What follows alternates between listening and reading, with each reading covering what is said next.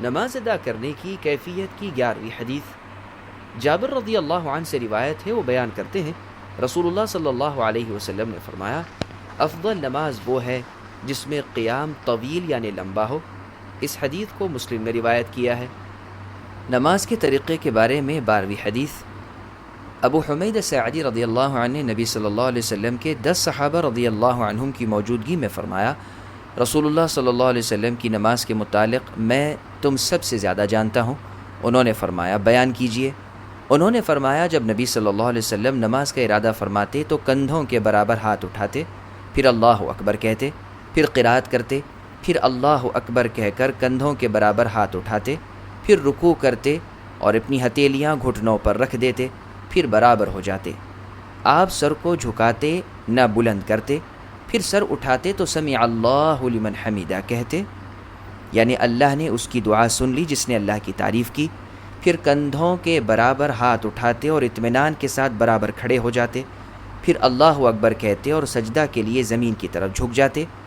آپ اپنے ہاتھ پہلوؤں سے دور رکھتے، پاؤں کی انگلیاں کھولتے، پھر سر اٹھاتے، بائیں پاؤں کو موڑتے اور اس پر بیٹھ جاتے، اور اس قدر اطمینان سے بیٹھتے کہ ہر ہڈی اپنی جگہ پر آ جاتی، اور اطمینان سے بیٹھے رہتے۔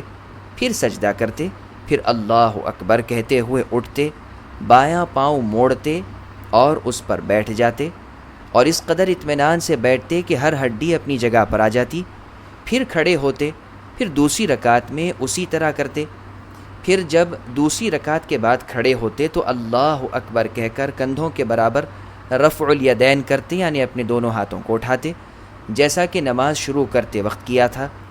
پھر اپنی بقیہ نماز میں بھی ایسے ہی کیا کرتے تھے، حتیٰ کہ جب آخری سجدہ ہوتا جس کے بعد سلام پھیرنا ہوتا تو آپ اپنا بایاں پاؤں باہر نکال لیا کرتے اور بائیں سرین پر بیٹھ جاتے اور پھر سلام پھیرتے۔ انہوں نے یعنی 10 صحابہ کرام رضی اللہ عنہم نے فرمایا، آپ نے درست کہا، رسول اللہ صلی اللہ علیہ وسلم ایسے ہی نماز پڑھا کرتے تھے۔ اس حدیث کو ابو داؤد دارمی نے روایت کیا ہے، جبکہ ترمذی اور ابن ماجہ نے بھی اسی معنی میں روایت کیا ہے، اور امام ترمذی نے فرمایا یہ حدیث حسن صحیح ہے۔ ابو داؤد میں ابو حمید رضی اللہ عنہ سے مروی حدیث میں ہے، پھر رسول اللہ صلی اللہ علیہ وسلم نے رکوع کیا تو ہاتھ گھٹنوں پر رکھے گویا آپ نے انہیں پکڑا ہوا ہے۔ آپ نے ہاتھوں کو کمان کے چلے کی طرح کر دیا اور انہیں پہلوؤں سے دور رکھا، اور انہوں نے بیان کیا کہ رسول اللہ نے پھر سجدہ کیا تو ناک اور پیشانی کو زمین پر رکھا، ہاتھوں کو پہلوؤں سے دور رکھا اور ہتھیلیوں کو کندھوں کے برابر رکھا اور رانوں کو کشادہ رکھا، اور پیٹ کا کوئی حصہ ان کے ساتھ لگنے نہ دیا حتیٰ کہ سجدے سے فارغ ہو گئے۔ پھر بیٹھ گئے تو بائیں پاؤں کو بچھا دیا اور دائیں پاؤں کے پنجے کو قبلہ رخ کر لیا، دائیں ہاتھ کو دائیں گھٹنے پر اور بائیں ہاتھ کو بائیں گھٹنے پر رکھ دیا اور انگشت شہادت سے اشارہ کیا۔ ابو داؤد کی دوسری روایت میں ہے، جب رسول اللہ 2 رکعتوں کے بعد بیٹھے تو آپ بائیں پاؤں پر بیٹھے اور دائیں پاؤں کو کھڑا کیا، اور جب چوتھی رکعت کے بعد بیٹھے تو آپ نے بائیں سرین کو زمین کے ساتھ ملا دیا، یعنی بائیں سرین پر بیٹھے اور دونوں پاؤں ایک ہی طرف نکال دیے۔ نماز ادا کرنے کی کیفیت کی 14ویں حدیث۔ قبیصہ ابن حلب سے روایت ہے، وہ اپنے والد سے بیان کرتے ہیں، انہوں نے ذکر کیا کہ رسول اللہ صلی اللہ علیہ وسلم نماز کی امامت فرماتے اور بائیں ہاتھ کو دائیں ہاتھ کے ساتھ پکڑتے تھے۔ اس حدیث کو ترمذی اور ابن ماجہ نے روایت کیا ہے۔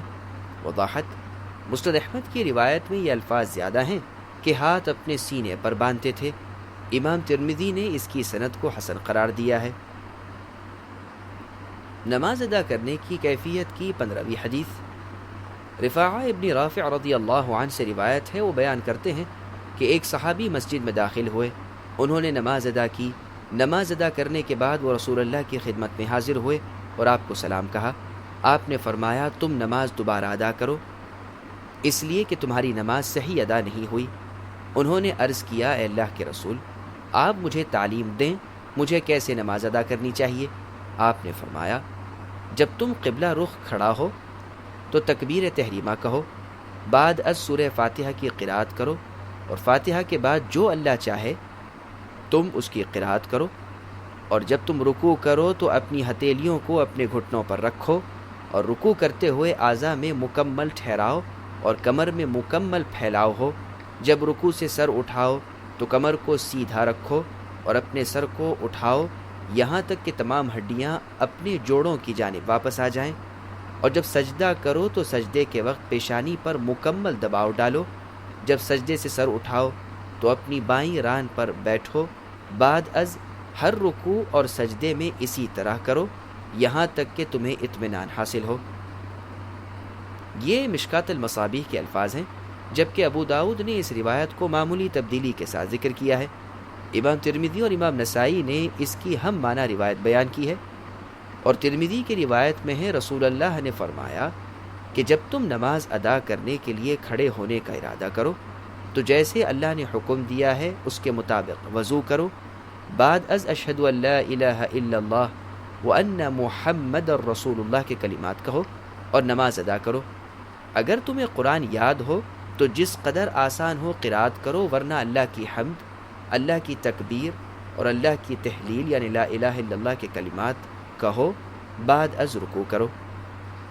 وضاحت: اس حدیث میں سورہ فاتحہ کی قرات کا ذکر نہیں ہے، جس سے معلوم ہوتا ہے کہ سورہ فاتحہ کی قرات فرض نہیں ہے، جبکہ احادیث صحیحہ میں سورہ فاتحہ کی قرات کی فرضیت کا ذکر ہے۔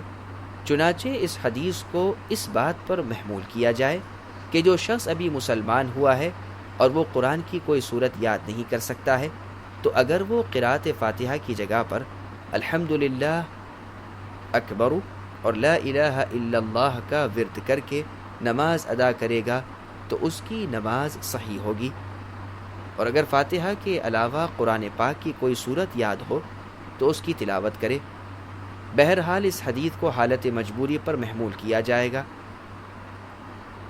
نماز ادا کرنے کی کیفیت کی 17ویں حدیث سعد بن حارث بن معلا رحمہ اللہ سے روایت ہے، وہ بیان کرتے ہیں کہ ابو سعید خدری رضی اللہ عنہ نے نماز کی امامت کرائی۔ انہوں نے سجدے سے سر اٹھاتے وقت، سجدہ کرتے وقت اور 2 رکعات کے بعد کھڑے ہوتے وقت بلند آواز سے اللہ اکبر کہا، اور بیان کیا کہ میں نے رسول اللہ صلی اللہ علیہ وسلم کو اسی طرح کہتے دیکھا ہے۔ اس حدیث کو بخاری نے روایت کیا ہے۔ وضاحت: اموی عہد حکومت میں نماز میں تکبیرات بلند آواز کے ساتھ نہیں کہی جاتی تھیں، جبکہ عہد نبوت میں یہ تکبیرات بلند آواز کے ساتھ کہی جاتی تھیں۔ اس لیے ابو سعید خدری رضی اللہ عنہ نے اونچی آواز کے ساتھ تکبیرات کہہ کر اس سنت کو زندہ کیا۔ نماز ادا کرنے کی کیفیت کی 18ویں حدیث اکرمہ رحمہ اللہ سے روایت ہے، وہ بیان کرتے ہیں کہ میں نے مکہ مکرمہ میں ایک شیخ کے پیچھے نماز ادا کی۔ انہوں نے 22 تکبیریں بلند آواز سے کہیں، یعنی 4 رکعت والی نماز میں۔ میں نے اس کے بارے میں ابن عباس رضی اللہ عنہما سے کہا کہ کیا یہ شخص بے وقوف ہے؟ انہوں نے کہا تجھے تیری ماں گم پائے، یہ تو ابو القاسم صلی اللہ علیہ وسلم کی سنت ہے۔ اس حدیث کو بخاری نے روایت کیا ہے۔ اور اکرمہ رحمہ اللہ نے جس کے پیچھے نماز پڑھی وہ شیخ ابو ہریرہ رضی اللہ عنہ تھے۔ نماز ادا کرنے کی کیفیت کی 20ویں حدیث علقمہ رحمہ اللہ سے روایت ہے، وہ بیان کرتے ہیں کہ عبداللہ بن مسعود رضی اللہ عنہ نے ہمیں کہا کہ کیا میں تمہیں رسول اللہ صلی اللہ علیہ وسلم کی نماز کی کیفیت کے بارے میں نہ بتاؤں؟ چنانچہ انہوں نے نماز ادا کی اور صرف ایک بار پہلی تکبیر کے ساتھ رفع دین کی۔ اس حدیث کو ترمذی، ابو داؤد اور نسائی نے روایت کیا ہے، اور امام ابو داؤد نے بیان کیا کہ حدیث اس معنی میں صحیح نہیں ہے۔ وضاحت: یہ حدیث ضعیف ہے، اس کی سند میں عاصم ابن کلیب راوی منفرد یعنی تنہا اور ضعیف ہے۔ نیز اثبات رفع الیدین کی احادیث نص ہیں، یعنی جن میں رفع دین کرنے کا ثبوت ہے، اور یہ حدیث عدم رفع الیدین پر ظاہر ہے، جبکہ اصولی طور پر نص کو ظاہر پر مقدم رکھا جاتا ہے۔ نیز اثبات کی احادیث مثبت ہیں اور نفی کی حدیث نافی ہے، جبکہ اصولی طور پر مثبت احادیث کو نافی پر ترجیح ہوتی ہے۔ نیز اثبات و رفع الیدین کو بیان کرنے والے صحابہ کرام رضی اللہ عنہم کثیر تعداد میں ہیں، جبکہ عدم رفع الیدین کے راوی قلیل ہیں، لہٰذا ترجیح کثیر تعداد کو حاصل ہوگی۔ مزید تحقیق کے لیے امام بخاری رحمہ اللہ کی کتاب جز رفع الیدین، امام زیلعی کی کتاب نصب الرایہ، اور استاد حافظ محمد گوندہلوی کی کتاب التحقیق الراسخ فی ان رفع الیدین لیس لها ناسق کا مطالعہ کریں، واللہ اعلم۔ نماز ادا کرنے کی کیفیت کی 21ویں حدیث ابو حمید سعدی رضی اللہ عنہ سے روایت ہے، وہ بیان کرتے ہیں کہ رسول اللہ صلی اللہ علیہ وسلم جب نماز ادا کرنے کے لیے کھڑے ہوتے تو قبلے کی جانب منہ کرتے اور رفع الیدین کرتے ہوئے اللہ اکبر کہتے۔ اس حدیث کو ابن ماجہ نے روایت کیا ہے۔ نماز ادا کرنے کی کیفیت کی 22ویں حدیث ابو ہریرہ رضی اللہ عنہ سے روایت ہے، وہ بیان کرتے ہیں کہ رسول اللہ صلی اللہ علیہ وسلم نے ہمیں ظہر کی نماز کی امامت کرائی اور کسی پچھلی صف میں ایک شخص نے نماز کے منافی کام کیا۔ جب آپ نے سلام پھیرا تو رسول اللہ صلی اللہ علیہ وسلم نے ان کو آواز دی اور ڈانٹ پلاتے ہوئے کہا، تمہیں اللہ کا ڈر نہیں ہے؟ کیا تمہیں خیال نہیں کہ تم کیسے نماز ادا کر رہے ہو؟ تم سمجھتے ہو کہ نماز ادا کرتے ہوئے جو کچھ تم کرتے ہو وہ مجھ پر پوشیدہ رہتا ہے؟ اللہ کی قسم میں اپنے پیچھے بھی اسی طرح دیکھتا ہوں جیسا کہ آگے دیکھتا ہوں۔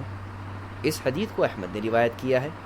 وضاحت: نبی صلی اللہ علیہ وسلم کا یہ دیکھنا آنکھوں کے ساتھ تھا اور یہ آپ کا معجزہ ہے، جیسا کہ بخاری اور مسلم کی حدیث میں ہے۔ رسول اللہ نے فرمایا کہ اللہ کی قسم تمہارا رکوع سجود مجھ پر پوشیدہ نہیں ہے، میں تمہیں پیٹھ کے پیچھے سے بھی دیکھتا ہوں۔ خیال رہے کہ آپ کی یہ حالت نماز کے ساتھ خاص ہے، عام نہیں ہے، جیسا کہ بخاری کی حدیث میں ہے کہ آپ نے ایک نماز کی امامت کرانے کے بعد فرمایا کہ میں نے تمہیں نماز پڑھائی ہے، میں نے نماز میں قبلے کی دیوار پر جنت اور دوزخ کی مثال تصویر دیکھی، واللہ اعلم۔